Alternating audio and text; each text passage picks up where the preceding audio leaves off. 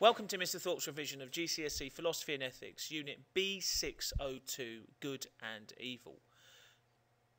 So, first things we're going to look at are the different types of suffering or evil that exist. First type is natural evil. Natural evil consists of things like tsunamis, earthquakes, volcanoes that cause damage or harm to humans, animal life, and other forms of life as well. Moral evil. Moral evil is the suffering or evil caused by humans. This can be caused, examples of this are things like murder, theft, rape, things like that, and they could be caused for a variety of reasons: greed, anger, jealousy, and lots of other reasons as well. So first things first, the problem with this is, if God is all-powerful, all-knowing and all-loving, and there is suffering, why does he do nothing about it? This is known as the problem of evil.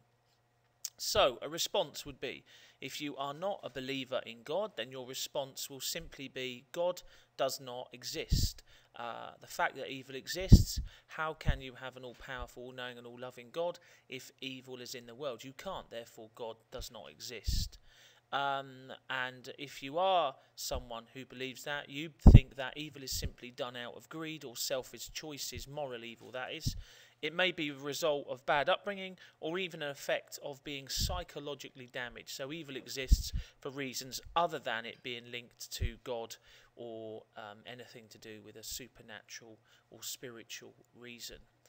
So what does a Christian say in response to evil and response to the fact that evil exists? Well, firstly, they would say that suffering is potentially a punishment, i.e. people have done bad things, therefore evil is a result of doing those bad things. It's like judgment.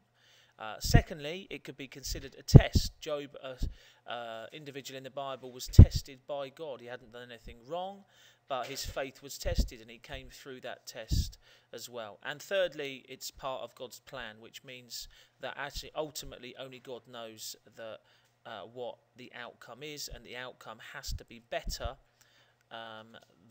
or has to be for a good reason, and that means it's part of God's plan. Free will. Adam and Eve chose to disobey God and brought about all the suffering. We still cause most of the suffering ourselves because of the choices we make. A lot of evil exists because people are evil to other people.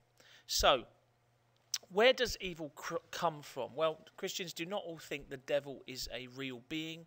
However, in the story of the Garden of Eden, God created human race in perfect harmony with himself.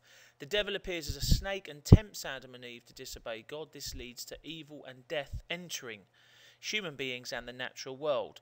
The devil apparently was once a good angel that turned bad, and Christians believe he tempts people to disobey God, and it is ultimately the cause of evil.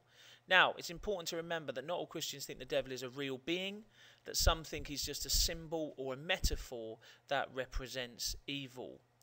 And finally, a Christian response to suffering and evil is that Jesus suffered. So Jesus was God's son. He suffered ultimately by dying on a cross. And the idea that in the second life, the life after death, that evil is finally defeated. So a Christian would think that if Jesus suffered and died, then ultimately human beings will, but that in the end, even death is overcome after through the resurrection and through the fact that people believe that they will have a second life, which is known as heaven. So what do Christians do if they want to avoid evil as a result of using their free will? Well, they follow a moral code. In the Bible, there are lots of stories, 10 Commandments, Jesus' example, love thy neighbour, and other teachings that he says, and their conscience, which is some consider to be like the voice of God. That's how they would avoid evil as well. And also attending church would be another one where they get comfort, advice from others about what to do and what not to do. And also prayer. They believe prayer, one, changes the world and also helps them to accept the circumstances they're in, or ask God to give them the strength to get through the situation that they find themselves in.